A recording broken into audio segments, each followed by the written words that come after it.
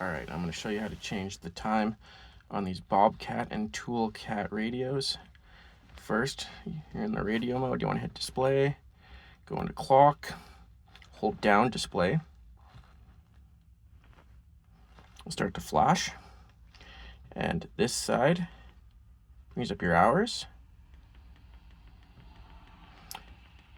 So we'll bring it back to 1.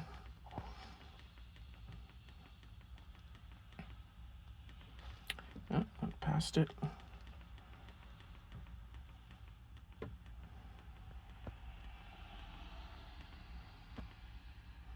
And this side brings up your minutes. Flashing 1:55 p.m.